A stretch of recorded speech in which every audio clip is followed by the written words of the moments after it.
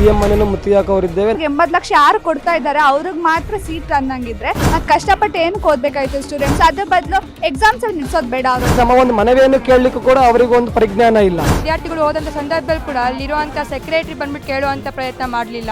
ಅವ್ರು PN ಕಳಿಸ್ತಾರೆ. ನಾವು ಇದನ್ನ ಇಲ್ಲಿಗೆ ಬಿಡೋದಿಲ್ಲ. ವಿದ್ಯಾರ್ಥಿಗಳ ಪರವಾಗಿ ನಾವು CBI ತನಿಖೆ ಕೊಡುವವರೆಗೂ ನಾವು ಹೆಚ್ಚಿದ್ದಾಗಿ ನಾವು ಹೋರಾಟ ಮಾಡ್ತೀವಿ. ಎಲ್ಲಿಂದ ಬಂದಿರೋದು ನೀವು? ಬೆಂಗಳೂರಿಂದ. ಯಾವ ಕಾಲೇಜಿಂದ ಬಂದಿದ್ದೀರಾ? ಜ್ಞಾನಜ್ಯೋತಿ ಕಾಲೇಜಿಂದ ಬಂದಿದ್ದೀವಿ. ಓಕೆ, ಎಷ್ಟು ದಿವಸದಿಂದ ನೀವು ಈ ಒಂದು ಪ್ರೊಟೆಸ್ಟ್ ಮಾಡ್ತಾ ಇರೋದು? 3 ದಿವಸದಿಂದ ಪ್ರೊಟೆಸ್ಟ್ ಮಾಡ್ತಾ ಇದ್ದೀವಿ. KPSC ಎಕ್ಸಾಮ್ಸ್ ಬಗ್ಗೆ ಪ್ರೊಟೆಸ್ಟ್ ಮಾಡ್ತಾ ಇದ್ದೀವಿ. ಅಂದರೆ ಏನು ಹಗರಣ ನಡೀತಿದೆ, KPSC ಎಕ್ಸಾಮು 400 ಚಿಲ್ಲರೆ ಸೀಟ್ಗಳು ಖಾಲಿ ಇದ್ರೂ ಆ ಸೀಟ್ಗೋಸ್ಕರ ಅವ್ರು ಏನು ಕೇಳ್ತಿದ್ದಾರೆ, 80 ಲಕ್ಷ ಹಗರಣ ಕೇಳ್ತಾ ಇದ್ದಾರೆ. ಇವಾಗ ಅಷ್ಟು ಕಷ್ಟಪಟ್ಟು ಓದ್ಕೊಂಡು 80 ಲಕ್ಷ ಅವ್ರಿಗೆ ಅಮೌಂಟ್ ಕೊಡೋ ಅವಶ್ಯಕತೆ ಇಲ್ಲ. ಅಂದರೆ ಎಷ್ಟು ಬಡವನ ಮಕ್ಕಳು ಬೇರೆ ಕಡೆಯಿಂದ, ತುಮಕೂರಿಂದ ಬಂದು, ಬೆಂಗಳೂರಿಂದ ಬಂದು, ಹುಬ್ಬಳ್ಳಿಯಿಂದ ಬಂದು ಕಷ್ಟಪಟ್ಟು ಒಂದು ರೂಮ್ಸ್ ಮಾಡಿ ಅವ್ರು ಓದ್ತಾ ಇರ್ತಾರೆ. ಬಟ್ ಅವ್ರಿಗೆ 80 ಲಕ್ಷ ಏನು ಕೊಡಬೇಕು ನನಗೆ ಗೊತ್ತಿಲ್ಲ. ಮತ್ತು KPSC ಎಕ್ಸಾಮ್ಸ್ ಬಗ್ಗೆ ನಾವು ಮುತ್ತಿಗೆ ಕೂಡ ಹಾಕಿರ್ತೀವಿ. ABP ಎಲ್ಲ ತಂಡ ಏನು ಮಾಡಿರ್ತೀವಿ, ಒಂದ್ಸತಿ KPSCಗೆ ಮುತ್ತಿಗೆ ಹಾಕಿ ಮತ್ತು ನಾವು ನ್ಯೂಸ್ ಚಾನೆಲ್ಸಲ್ಲಿ, ನ್ಯೂಸ್ ಪೇಪರಲ್ಲಿ ಅವ್ರಿಗೆ ಹೇಳ್ತೀವಿ, ನೀವು 4 ದಿವಸದಲ್ಲಿ ಅಕ್ಟೋಬರ್ 4ನೇ ತಾರೀಕು ಅಷ್ಟರಲ್ಲಿ ನೀವೇನು ನಮ್ಗೆ ರೆಸ್ಪಾನ್ಸ್ ಮಾಡಿಲ್ಲ ಅಂತಂದರೆ ನಾವು ಹೋರಾಟಕ್ಕೆ, ಶಾಂತಿ ಹೋರಾಟಕ್ಕಾಗಿ ಕೂರ್ತೀವಿ ಅಂತ. ಇವತ್ತಿಗೆ ನಾವು 3 ದಿವಸ ಆಗಿದೆ ಹೋರಾಟಕ್ಕೆ ಕೂತು. ಇಂಥವರೆಗೂ KPSC ಎಕ್ಸಾಮ್ಸ್ ಬಗ್ಗೆ ನಾವು ಏನು ಮಾತಾಡ್ತಿದ್ದೀವಿ, ಏನು ಹೋರಾಟಕ್ಕೆ ಕೂತಿದ್ದೀವಿ, ಒಬ್ಬರು ಕೂಡ ಬಂದು ನಮ್ಮ ಹತ್ರ ಏನಾಗ್ತಿದೆ ಅಂತ ಒಬ್ಬರು ಕೇಳಿಲ್ಲ. ಸೊ ಇದೇ ರೀತಿ ಈ ಶಾಂತರೂಪದಲ್ಲಿ ನಡೀತಿದೆ ಅಂದ್ಕೊಳುತ್ತೆ. ಬಟ್ ಇವತ್ತೇನಾದರೂ ಅವ್ರು ರೆಸ್ಪಾನ್ಸ್ ಮಾಡಿಲ್ಲ ಅಂತಂದರೆ ನಮ್ದು ಇನ್ನೊಂದು ರೂಪವನ್ನು ನೋಡ್ತಾರೆ ಅಂತ ಹೇಳ್ಬೋದು. ಸೊ ನೀವು ಹೇಳಿದ್ರೆ 3 ದಿವಸದಿಂದ ಈ ಒಂದು ಪ್ರೊಟೆಸ್ಟ್ ಮಾಡ್ತಾ ಇದ್ದೀರಾ ಅಂತ. ಈ ಒಂದು 3 ದಿವಸದಿಂದ ಯಾವುದೇ ಒಬ್ರು ಸರ್ಕಾರಿ ಅಧಿಕಾರಿಗಳು ಬಂದ್ಬಿಟ್ಟು ಕೇಳಿದ್ವಾ ನಿಮ್ಮನ್ನ? ಇಲ್ಲ, ಯಾವ ಸರ್ಕಾರಿ ಅಧಿಕಾರಿಗಳು ನಮ್ಮ ಹತ್ರ ಬಂದು ಕೇಳಿಲ್ಲ. ಮತ್ತು ನಾವು ಮುತ್ತಿಗೆ ಹಾಕಿದಾಗ ಸರ್ಕಾರಿ ಅಧಿಕಾರಿಗಳು ನಾವೇನು ಅವ್ರಿಗೆ ನಮ್ಮದು ಪ್ರೊಟೆಸ್ಟ್ ಪ್ರಾಬ್ಲಮ್ಸ್ ಇತ್ತು ಅದನ್ನು ಇಷ್ಟು ತೊಗೊಂಡೋಗಿ ಕೊಡಬೇಕಾದ್ರೆ ಆ ಅಧಿಕಾರಿ ಕೂಡ ಬಂದು ನಮ್ಮ ಹತ್ರ ಈಸ್ಕೊಳೋಕೆ ಕೂಡ ಪೇಷನ್ಸ್, 1 ನಿಮಿಷ ಪೇಷನ್ಸ್ ಕೂಡ ಅವ್ರ ಹತ್ರ ಇರಲಿಲ್ಲ. ಅವರ PAನ ಕಳಿಸ್ತಾರೆ. ಮತ್ತು ಅವರ PA ಕೊಡಿಸ್ಬೇಕಾದ್ರೆ ನಾವು ಅಷ್ಟೆಲ್ಲ ಹೋರಾಟ ಏನಕ್ಕೆ ಮಾಡಬೇಕಾಗಿತ್ತು? KPSC ಎಕ್ಸಾಮ್ ನಮ್ಮ ಅಂಡರ್ ಅವರು ಅಲ್ಲಿ ಗೌರ್ಮೆಂಟ್ ಜಾಬ್ ಇಟ್ಕೊಂಡು ಅವ್ರು KPSC ಎಕ್ಸಾಮ್ಸ್ ಬಗ್ಗೆ ನಾವೇನೇ ಹಗರಣ ಮಾತಾಡ್ತಿದ್ರು, ಇಲ್ಲ ಇದು ನಮ್ಮ ತನಿಖೆಗೆ ಬರಲ್ಲ, ನೀವು ಗೌರ್ಮೆಂಟಿಗೆ ತಿಳಿಸಿ ಅನ್ನೋ ರೀತಿ ಮಾತಾಡ್ತಾಯಿದ್ರು. ಬಟ್ ಅಂಥಕ್ಕಾಗಿ ಏನಕ್ಕೆ ಅಲ್ಲಿಗೆ ಹೋದ್ವಿ ಅಂತ ನಮಗೆ ಗೊತ್ತಾಗಲಿಲ್ಲ. ಆ ಮುತ್ತಿಗೆ ಹಾಕೋ ಸಂಬಂಧದಷ್ಟು ನಮ್ಗೆ ಅರೆಸ್ಟನ್ನು ಮಾಡ್ತಾರೆ. ಮತ್ತು ಅರೆಸ್ಟ್ ಮಾಡಿ ಅಲ್ಲಿ ನಮಗೆ ಹೋರಾಟಕ್ಕೂ ಕೂಡ ನಡೆಸಲ್ಲ. ಅಲ್ಲಿ ಒಂದಷ್ಟು ನ್ಯೂಸ್ ಚಾನೆಲ್ಸ್ ಬಂದಿರ್ತಾರೆ, ಅವಾಗ ಅವ್ರೇನು ಕ್ಯಾಪ್ಷನ್ ಆಗಿರುತ್ತೆ ಅಷ್ಟೇ. ಅದು ಬಿಟ್ಟು ನಾವೇನು ಅರೆಸ್ಟ್ ಆದಮೇಲೆ ನಮ್ಗೆ ಅಲ್ಲಿಗೆ ಹೋರಾಟ ನಿಲ್ಲುತ್ತೆ ಅವತ್ತಿನ ದಿವಸ. ಮತ್ತು ನಾವು KPSC ಎಕ್ಸಾಮ್ ದಿವಸ ಮತ್ತು ನಾವು ನ್ಯೂಸ್ ಚಾನೆಲ್ಸಲ್ಲಿ ಅವಾಗ ಹೇಳಿರ್ತೀವಿ, ಈ ಥರ ನಾವು 4 ದಿವಸ ಟೈಮ್ ಕೊಟ್ಟಿರ್ತೀವಿ, ಅಷ್ಟೇ ನೀವು ರೆಸ್ಪಾನ್ಸ್ ಮಾಡಬೇಕು, CBI ತನಿಖೆ ಆಗಲೇಬೇಕು ಅಂತ. ನಾವಿಲ್ಲಿ ಯಾವುದೇ ಅಧಿಕಾರಿಗಾಗಲಿ ನೀವು ಸೀಟಿಂದ ಕೆಳಗಡೆ ಇದೆ ಅಂತ ನಾವು ಯಾವುದೂ ಕೇಳ್ತಾ ಇಲ್ಲ. CBIಗೆ ತನಿಖೆ ಕೊಡಬೇಕು ಅಂತ. ಯಾಕಂದರೆ ಅವ್ರು ಇವಾಗ ನನ್ನ ಪ್ರಕಾರ ಅವ್ರು CBIಗೆ ಏನು ತನಿಖೆ ಕೊಡ್ತಾ ಇಲ್ಲ ಅಂತಂದರೆ, CBIಗೆ ತನಿಖೆ ಕೊಟ್ಟರೆ ಎಲ್ಲಿ ಅವ್ರ ಭ್ರಷ್ಟಾಚಾರ ಆಚೆ ಬರುತ್ತೆ, ಇಲ್ಲ ನಾವೆಲ್ಲಿ ಸಿಗಾಕೊಳ್ತೀವಿ ಅನ್ನೋದು ಮೈಂಡ್ ಸೆಟ್ ಅವರಲ್ಲಿದೆ ಅಂತ ನಾನು ಹೇಳ್ಬೋದು. ಏನು ಭ್ರಷ್ಟಾಚಾರ ಆಗ್ತಾ ಇದೆ ನಿಮ್ಮ ಪ್ರಕಾರ? ಇವಾಗ ನಾನು ಚಿಲ್ಲರೆ ಸೀಟ್ ನಾನು ಏನಿತ್ತು ಅಂತ ಹೇಳಿದ್ರೆ, ಅದಲ್ಲಿ ಸೀಟ್ ಎಕ್ಸಾಮ್ಸಲ್ಲಿ ಅವ್ರಿಗೇನಾದರೂ ಕೆಲಸ ಬೇಕು, ಗೌರ್ಮೆಂಟ್ ಜಾಬ್ ಕೆಲಸ ಬೇಕು ಅಂದರೆ ಅವ್ರಿಗೆ 80 ಲಕ್ಷ ಕೊಟ್ಟರೆ ಮಾತ್ರ ಅವ್ರು ಸೀಟ್ ಕೊಡ್ತಾ ಇದ್ದಾರೆ. ಅವ್ರು ಎಷ್ಟೇ ರ್ಯಾಂಕ್ ತೆಗೆದಿರ್ಬೋದು, ಫಸ್ಟ್ ರ್ಯಾಂಕ್ ಬಂದಿರ್ಬೋದು, ಅವ್ರ ರಿಸಲ್ಟ್ ಚೆನ್ನಾಗಿ ಬಂದಿದ್ರು ಅವ್ರು ಕೊಡ್ತಾ ಇಲ್ಲ ಸೀಟ್. ಅದಕ್ಕಾಗಿ ಇವಾಗ 80 ಲಕ್ಷ ಯಾರು ಕೊಡ್ತಾ ಇದ್ದಾರೆ ಅವ್ರಿಗೆ ಮಾತ್ರ ಸೀಟ್ ಅನ್ನಂಗಿದ್ರೆ ಮತ್ತು ಕಷ್ಟಪಟ್ಟು ಏನಕ್ಕೆ ಓದಬೇಕಾಯ್ತು ಸ್ಟೂಡೆಂಟ್ಸ್? ಅದ್ರ ಬದಲು ಎಕ್ಸಾಮ್ಸ್ ನಡೆಸೋದು ಬೇಡ. ಅವರು ನನ್ನ ಪ್ರಕಾರ ಎಕ್ಸಾಮ್ಸ್ ನಡೆಸ್ತಿದ್ದಾನೆ, 80 ಲಕ್ಷ ಯಾರು ಕೊಡ್ತಾರೋ ಅವ್ರಿಗೆ ಸೀಟ್ ಅಂತ ಅಂದ್ಬಿಟ್ರೆ ಹೋಗ್ಬಿಡ್ತಾರೆ. ದುಡ್ಡಿರೋ ಮಕ್ಕಳು ಹೋಗ್ತಾರೆ, ಬಡವ್ರ ಮಕ್ಕಳು ಪಾಪ ಅವ್ರು ಕಷ್ಟಪಟ್ಟು ಫಸ್ಟ್ ರ್ಯಾಂಕ್ ಬಂದರೂ ಏನು ಪ್ರಯೋಜನ ಇರಲ್ಲ. ಓಕೆ, ಸದ್ಯಕ್ಕೆ ಇವಾಗ ನಿಮ್ಗಿರೋಂಥ ಬೇಡಿಕೆಗಳಾದರೂ ಏನು? ಏನಿಲ್ಲ, KPSC ಎಕ್ಸಾಮ್ಸ್ ಬಗ್ಗೆ ರೂಲ್ಸ್ ರೆಗ್ಯುಲೇಷನ್ಸ್ ಕರೆಕ್ಟಾಗಿರಲಿ, 1 ಥಿಂಗ್.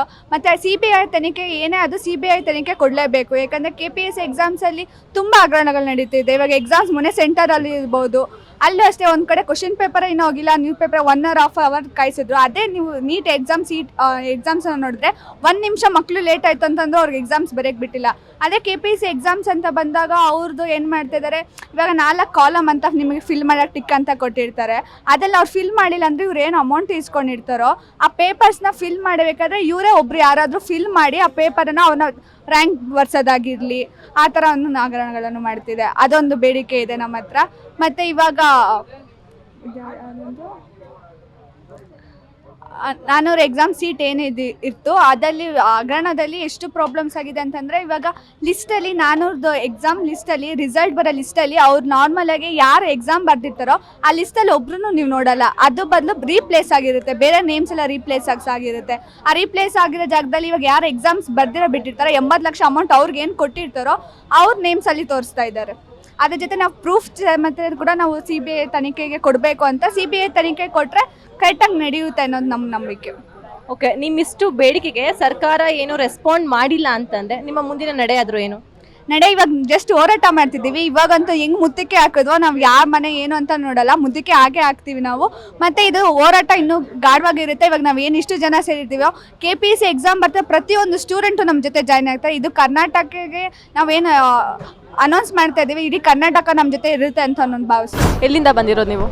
ನಮಸ್ಕಾರ, ಯಶವಂತ್ ಅಂತ, ವಿದ್ಯಾರ್ಥಿ ಪರಿಷತ್ ರಾಜ್ಯ ಸಹ ಕಾರ್ಯದರ್ಶಿ. ಏನು ಉದ್ದೇಶಕ್ಕೋಸ್ಕರ ಈ ಒಂದು ಪ್ರತಿಭಟನೆ ಮಾಡ್ತಾ ಇರೋವಂಥದ್ದು? ನೋಡಿ, ಅಖಿಲ ಭಾರತೀಯ ವಿದ್ಯಾರ್ಥಿ ಪರಿಷತ್ ಅದು ಏನು ಕಳೆದ ಒಂದು ಏನು KPSC ಆದಂತಹ ಒಂದು ಸಾಲು ಅಕ್ರಮಗಳ ಕುರಿತು, ಅದೇ ರೀತಿಯಾಗಿ ಇವಾಗ ಮಿಂಚುನಿರ್ತಕ್ಕಂಥದ್ದು ಅಂದರೆ ಇವಾಗೇನು ಒಂದು ಪಶುವೈದ್ಯಾಧಿಕಾರಿಗಳ ನೇಮಕಾತಿಯಲ್ಲಿ 80 ಲಕ್ಷದ ಒಂದು ಲಂಚ ಬೇಡಿಕೆ ಇಟ್ಟಿರ್ತಕ್ಕಂಥ ಒಂದು KPSCಯ ಸಿಬ್ಬಂದಿಗಳನ್ನು ನಾವು ಖಂಡಿಸಿ ವಿದ್ಯಾರ್ಥಿ ಪರಿಷತ್ ವತಿಯಿಂದ ನಾವು ಏನು ಜುಲೈ 30ನೇ ತಾರೀಕಿನಂದು KPSCಯನ್ನು ಮುಚ್ಚಾಕುವಂಥ ಸಹ ಮಾಡಿದ್ವಿ. ತದನಂತರವಾಗಿ ನಮ್ಮ ಸರ್ಕಾರ ತನ್ನ ಒಂದು ಪೊಲೀಸ್ನ ಒಂದು ಸಿಬ್ಬಂದಿಗಳನ್ನು ಉಪಯೋಗಿಸ್ಕೊಂಡು ವಿದ್ಯಾರ್ಥಿ ಪರಿಷತ್ ಕಾರ್ಯಕರ್ತರನ್ನು ಬಂಧಿಸುವಂಥ ಸಹ ಮಾಡಿತ್ತು. ಆದರೆ ವಿದ್ಯಾರ್ಥಿ ಪರಿಷತ್ ಕಾರ್ಯಕರ್ತರು ಯಾವತ್ತೂ ಅಂದರೆ ಅದಕ್ಕೆ ಹಿನ್ನಡೆ ಹಾಕಲಿಲ್ಲ. ತದನಂತರವಾಗಿ ನಾವು ಒಂದು ಪತ್ರಿಕಾಗೋಷ್ಠಿಯನ್ನು ಸಹ ಹೊರಹೊಮ್ಮಿಸಿ ನಾವು ನಂತರ ಒಂದು ಸರ್ಕಾರಕ್ಕೆ ಒಂದು ಗಡುವನ್ನು ಸಹ ಕೊಟ್ಟು ನಾವು ಅದ್ರ ನಂತರವಾಗಿ CBI ತನಿಖೆ ಕೊಡಬೇಕು ಅನ್ನೋದು ಅಂದರೆ ನಮ್ಮ ಒಂದು ನಿಲುವಾಗಿತ್ತು. ಅದಕ್ಕೆ ಸರ್ಕಾರ ಯಾವುದೋ ಸ್ಪಂದಿಸಿದ ಕಾರಣ ಇವತ್ತು ನಾವು ಅಂದರೆ ಕಳೆದ ಒಂದು 3 ದಿನಗಳ ಕಾಲದಿಂದ ಫ್ರೀಡಮ್ ಪಾರ್ಕ್ ಮೇಲೆ ನಾವೊಂದು ಅಂದರೆ ಒಂದು ಧರಣಿಯನ್ನು ಸಹ ಮಾಡ್ತಿರ್ತಕ್ಕಂಥದ್ದು. ಇದೇ ಒಂದು ಸ್ಥಳದಲ್ಲಿ ವಿದ್ಯಾರ್ಥಿ ಪರಿಷತ್ತರು ಅಂದರೆ ಎಲ್ಲ ಕಾರ್ಯಕರ್ತರು ಒಂದು ಪ್ರತಿಭಟನೆ ಸಹ ಮಾಡ್ತಾ ಇರ್ತಾರೆ.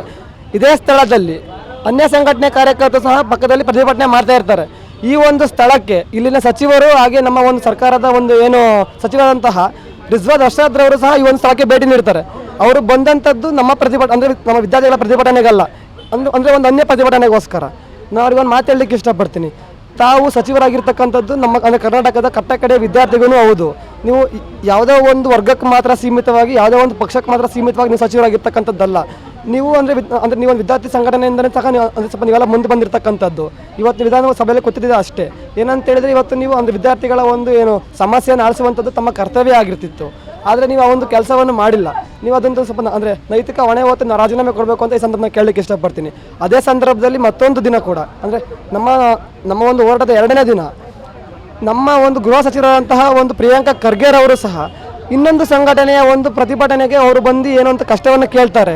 ಅದೇ ಸಂದರ್ಭದಲ್ಲಿ ವಿದ್ಯಾರ್ಥಿ ಪರಿಷತ್ನ ಕಾರ್ಯಕರ್ತರು ಪಕ್ಕದಲ್ಲೇ ಸಹ ಇನ್ನೊಂದು ಪ್ರತಿಭಟನೆಯನ್ನು ಸಹ ಮಾಡ್ತಾ ಇರ್ತಾರೆ. ಅವ್ರು ಬಂದು ಏನು ಅಂತ ಅಂದರೆ ನಮ್ಮ ಒಂದು ಮನವಿಯನ್ನು ಕೇಳಲಿಕ್ಕೂ ಕೂಡ ಅವರಿಗೂ ಒಂದು ಪರಿಜ್ಞಾನ ಇಲ್ಲ. ನಾನೇನು ಹೇಳ್ತೇನೆಂದರೆ, ಮಾನ್ಯ ಗೃಹ ಸಚಿವರು ನಮಗೊಂದು ಅಂದರೆ ಏನಂತ ಒಂದು ಸವಾಲು ಸಹ ಒಡ್ಡಿದ್ರು. ಓಕೆ, ನೀವು ಹಂಗೆ 25 ದಿನಗಳ ಕಾಲ ನೀವೊಂದು ಏನು ಧರಣಿಯನ್ನು ಸಹ ಮಾಡಿ, ನಂತರವಾಗಿ ನಾವು ನಿಮಗೊಂದು ಲಾಠಿ ಚಾರ್ಜನ್ನು ಸಹ ಮಾಡ್ತೀವಿ, ತದನಂತರ ನೋಡೋಣ ಅಂತಕ್ಕಂಥ ಒಂದು ಉಡಾಫೆಯ ಉತ್ತರವನ್ನು ಸಹ ನಮ್ಮ ಸಚಿವರು ನೀಡಿದರು. ನಾವು ಅಂದರೆ ವಿದ್ಯಾರ್ಥಿ ಪರಿಷತ್ತು ಆ ಒಂದು ಸವಾಲನ್ನು ಸ್ವೀಕರಿಸಿ ಇಲ್ಲೊಂದು ನಮ್ಮೊಂದು ಧರಣಿಯನ್ನು ಸಹ ನಡೆಸ್ತಾ ಇದೆ. ಆದರೆ ಇವತ್ತು ಅವರು ಅಂದರೆ ನಮ್ಮ ಗೃಹ ಸಚಿವರು ಇಲ್ಲಿಗೆ ಬಂದು ನಮ್ಮ ಒಂದು ಏನು ಸವಾಲು ಸ್ವೀಕರಿಸಿದ ಒಂದು ವಿದ್ಯಾರ್ಥಿ ಪರಿಷತ್ತಿನ ಒಂದು ನಡೆಗೆ ಒಂದು ಸ್ವೀಕರಿಸಿ ಬಂದು ಇಲ್ಲಿಗೊಂದು ಏನು ಮೆಮೊರಂ ತಗೊಳ್ಳುವಂಥ ಒಂದು ಕೃತಜ್ಞ ಭಾವನೆ ಕೂಡ ಅವರಿಗಿಲ್ಲ. ಅವರಿಲ್ಲ ಅಂದರೆ ಏಡಿ ಥರ ಇಲ್ಲಿಂದ ಓಡಿ ಹೋಗಿರ್ತಾರೆ. ಅಂದರೆ ಇವರಿಗೆ ನಾವು ವಿದ್ಯಾರ್ಥಿ ಪರಿಷತ್ ವತಿಯಿಂದ ನಾವು ಅವ್ರು ಖಂಡಿಸ್ತೀವಿ. ನೀವು ಹೇಳಿದರೆ 3 ದಿವಸದಿಂದ ಪ್ರತಿಭಟನೆ ಮಾಡ್ತಾ ಇದ್ದೀರಾ ಅಂತ ಹೇಳ್ಬಿಟ್ಟು, ಸೊ 3 ದಿವಸದಿಂದ ಯಾವುದೇ ಒಬ್ಬರು ಸರ್ಕಾರಿ ಅಧಿಕಾರಿ ಬಂದ್ಬಿಟ್ಟು ನಿಮ್ಮನ್ನೇನು ಕೇಳಿಲ್ವಾ? ಇಲ್ಲ ಮೇಡಮ್, ಯಾರೂ ಬಂದಿಲ್ಲ. ಆದ ಕಾರಣದಿಂದನೇ ಇವತ್ತು ನಾವು ಅಂದರೆ ಏನಂತ ಹೇಳಿದರೆ, ನಾವು CM ಮನೆ ಚಲೋವನ್ನು ಸಹ ಕೊಡೋರಿದ್ದೇವೆ ವಿದ್ಯಾರ್ಥಿ ಪರಿಷತ್ ವತಿಯಿಂದ. ಅಂದರೆ ನಾವು ಏನು ಈ ಒಂದು ಧರಣಿಯನ್ನು ಸಹ ನಾವು ಕೈ ಬಿಟ್ಟು ಮುಂದಿನದಾಗಿ ಏನೇನು ವಿದ್ಯಾರ್ಥಿ ಪರಿಷತ್ತು ರಾಜ್ಯಾದ್ಯಂತ ಒಂದು ಇವಾಗ ಏನು ಆಲ್ರೆಡಿ ಕರೆಯನ್ನು ಸಹ ಕೊಟ್ಟಿದೆ. ವಿದ್ಯಾರ್ಥಿ ಪರಿಷತ್ ಆಲ್ರೆಡಿ ಎಲ್ಲ ಒಂದು ಪ್ರತಿಭಟನೆಯನ್ನು ಸಹ ಮಾಡ್ತಾ ಇದೆ. ನಾವು ಮುಂದಿನ ದಿನಗಳಲ್ಲಿ ಏನು ಗೃಹ ಸಚಿವರ ಮನೆಯನ್ನು ಸಹ ಮುತ್ತಿಗೆ ಹಾಕೋರಿದ್ದೇವೆ ಅಂತ ಹೇಳಕ್ಕೆ ಇಷ್ಟಪಡ್ತೀನಿ. ನಿಮ್ಮ ಮುಂದಿನ ಬೇಡಿಕೆಗಳಾದರೂ ಏನು ಸರ್ಕಾರಕ್ಕೆ?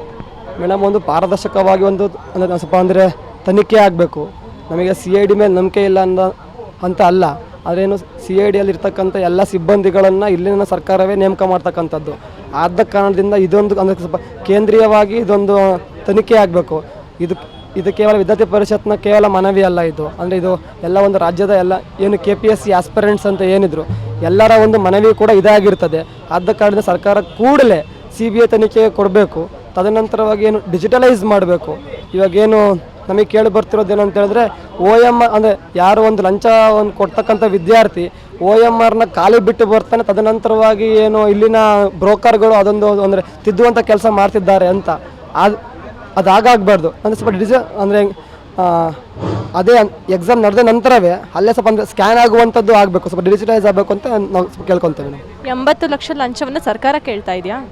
ಮೇಡಮ್, ಅದು ಸರ್ಕಾರ ಕೇಳ್ತಾ ಇದೆ ಅಂತಲ್ಲ. ಇವಾಗ ಅಂದರೆ KPSCಯಲ್ಲಿ ಅಂದರೆ ಭಾಗಿಯಾಗಿರೋ ಒಂದು ಸಿಬ್ಬಂದಿಗಳು ಅಂದರೆ ಒಂದು ಮಿಡಲ್ ಮ್ಯಾನ್ಸ್ ಕೇಳ್ತಾ ಇದ್ದಾರೆ. ಆದರೆ ABVPಯ ಈ ಒಂದು ಧರಣಿಗೆ ನಮ್ಮ ಸರ್ಕಾರದ ಯಾವುದೇ ಮುಖ್ಯಮಂತ್ರಿಗಳಾಗಿರ್ಬೋದು, ಯಾವುದೇ ಗೃಹ ಮಂತ್ರಿಗಳಾಗಿರ್ಬೋದು, ಸಚಿವರುಗಳಾಗಿರ್ಬೋದು ಬರ್ತಾ ಇಲ್ಲ.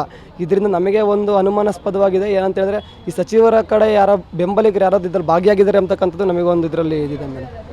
ಸೊ ಸರ್ಕಾರದಿಂದ ಯಾವುದೇ ಒಂದು ರೆಸ್ಪಾಂಡ್ ಇಲ್ಲ ಅಂತಂದರೆ ನಿಮ್ಮ ಮುಂದಿನ ನಡೆಯಾದರೂ ಏನು?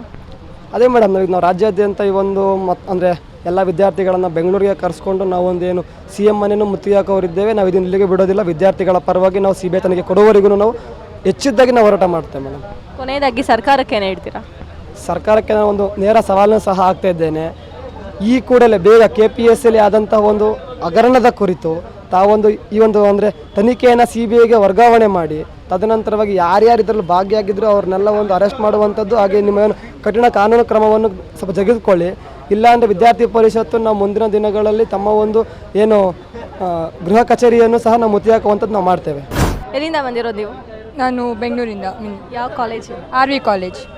ಓಕೆ, ಧರಣಿ ಕೂತಿರೋಂಥ ಮುಖ್ಯ ಉದ್ದೇಶ ಆದರೆ ಈಗೇನು KPSC ಏನು ಹಗರಣ ಆಗ್ತಾ ಇದೆ, 1 ಸೀಟಿಗೆ 80 ಲಕ್ಷ ಅಂತ ಏನು ಅವರು ಕೇಳಿಬಿಟ್ಟು ವಿದ್ಯಾರ್ಥಿನಿಗಳಿಗೆ ಕೊಡ್ತಾ ಇದ್ದಾರೋ ಅದನ್ನು ನಿಲ್ಲಿಸೋಕೆ CBI ತನಿಖೆ ಕೊಡಲಿ ಅಂತ ನಮ್ಮ ಮುಖ್ಯ ಡಿಮ್ಯಾಂಡ್ ಇರುವಂಥದ್ದು. ಸೊ 3 ದಿನದಿಂದ ನಾವೇನು ಪ್ರತಿಭಟನೆ ಮಾಡ್ತಾ ಇದ್ದೀವಿ. ಅವಾಗ ಯಾವುದೇ ಅಧಿಕಾರಿಗಳು ಕೂಡ ಬಂದುಬಿಟ್ಟಿಲ್ಲ ನಮ್ದೇನು ಡಿಮ್ಯಾಂಡ್ ಅಂತ ಕೇಳುವಂಥ ಪ್ರಯತ್ನ ಯಾರೂ ಮಾಡ್ತಾ ಇಲ್ಲ. ನಾವು ಇದಕ್ಕೂ ಮುಂಚೆ ಏನು KPSC ಕಚೇರಿ ಮುತ್ತಿಗೆ ಆಗಬೇಕಂತ ಸಂದರ್ಭದಲ್ಲಿ ಕೂಡ ನಮ್ಮ ಕಾರ್ಯಕರ್ತ ವಿದ್ಯಾರ್ಥಿಗಳು ಹೋದಂಥ ಸಂದರ್ಭದಲ್ಲಿ ಕೂಡ ಅಲ್ಲಿರುವಂಥ ಸೆಕ್ರೆಟ್ರಿ ಬಂದುಬಿಟ್ಟು ಕೇಳುವಂಥ ಪ್ರಯತ್ನ ಮಾಡಲಿಲ್ಲ. ಅವ್ರು PN ಕಳಿಸ್ತಾರೆ.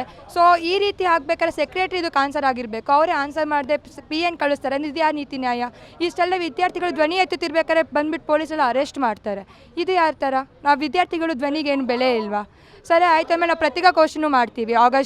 ಜುಲೈ 31ನೇ ತಾರೀಕು ಪತ್ರಿಕಾಗೋಷ್ಠಿ ಮಾಡಿಬಿಟ್ಟು ಅಲ್ಲಿ ಕೂಡ ನಮ್ಮ ಮುಖ್ಯ ಆಗಿರುವಂಥ 7 ಡಿಮ್ಯಾಂಡ್ಗಳು ನಾವು ಹೇಳ್ತೀವಿ ಹಾಗೂ ಅವ್ರಿಗೆ ಗಡುವು ಕೊಟ್ಟಿರ್ತೀವಿ. ಆಗಸ್ಟ್ 4ನೇ ತಾರೀಕು ಅಷ್ಟರಲ್ಲಿ ನೀವು ಏನು ನಮ್ಮ ಡಿಮ್ಯಾಂಡ್ಗೆ ನೀವು ಸ್ಪಂದಿಸಲೇ ಇಲ್ಲದೆ ಕಾರಣ ನಾವು ಪ್ರತಿಭಟನೆ ಮಾಡ್ತೀವಿ. ಶಾಂತಯುತ ಫ್ರೀಡಮ್ ಪಾರ್ಕಲ್ಲಿ ಏನು ಪ್ರತಿಭಟನೆ ಮಾಡ್ತೀವಿ ಅಂತ ಹೇಳ್ತೀವಿ.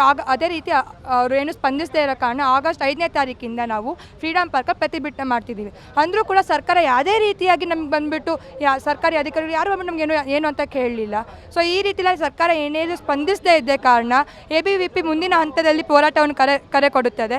ಅಖಿಲ ಭಾರತೀಯ ವಿದ್ಯಾರ್ಥಿ ಪರಿಷತ್ ಇಡೀ ಕರ್ನಾಟಕ ರಾಜ್ಯಾದ್ಯಂತ ಪ್ರತಿಭಟನೆ ಮಾಡಲು ಯತ್ನಿಸುತ್ತದೆ. ಸೊ ಆದ ಕಾರಣ ನಾನು ಕೇಳೋದಿಷ್ಟೇ, ಅಧಿಕಾರಿಗಳ CBI ತನಿಖೆ ಕೊಡದೇ ಇದ್ದಲ್ಲಿ ABVP ಮುಂದಿನ ಕ್ರಮವನ್ನು ತಗೊಳ್ಳುತ್ತದೆ.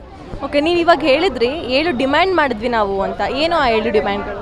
ಅಂದರೆ ನಮ್ಮದು ಮೊದಲನೇ ಡಿಮ್ಯಾಂಡ್ ಇದ್ದಿದ್ದೆ CBI ತನಿಖೆ ಕೊಡಿ ಅಂತ. ಯಾಕಂದರೆ 3-4 ವರ್ಷದಿಂದ KPSCಯಲ್ಲಿ ಇದು ಆಗ್ತಾನೆ ಬರ್ತಿದೆ ಹಗರಣಗಳು. ಸೊ ಈ CID ಕೊಡ್ತಾನೆ ಇದ್ರ ಪ್ರತಿ ವರ್ಷವೂ ಅದಕ್ಕೇನು ಆಗ್ತಾ ಇಲ್ಲ. ಸೊ ಈ ರೀತಿ ಇರಬೇಕಾದ್ರೆ CBI ಕೊಟ್ಟರೆ ಅಟ್ಲೀಸ್ಟ್ ಫುಲ್ ಫ್ಲೆಜ್ಜಾಗಿ ಇನ್ವೆಸ್ಟಿಗೇಷನ್ ಆಗ್ತಾ ಹೋಗುತ್ತೆ. ಇದು ಅದು ಮತ್ತು OMS ಶೀಟಲ್ಲೂ ಕೂಡ ಸ್ಕ್ಯಾಮ್ಗಳು ಆಗ್ತದೆ. ಈ ರೀತಿ ಪ್ರಮುಖ ಡಿಮ್ಯಾಂಡ್ಗಳು ನಾವು ಸರ್ಕಾರದ ಮುಂದೆ ಇಟ್ಟಿದ್ವಿ. ಈ ಡಿಮ್ಯಾಂಡ್ಗಳಿಗೆ ಸರ್ಕಾರ ಯಾವುದೇ ಕಾರಣ ಸ್ಪಂದಿಸಲಿಲ್ಲ. ಸೊ ಹಾಗಾಗಿ ನಾವು ಈ ಅನಿರ್ದಿಷ್ಟ ಹೋರಾಟಕ್ಕೆ ಕರೆ ಕೊಟ್ಟಿದ್ವಿ.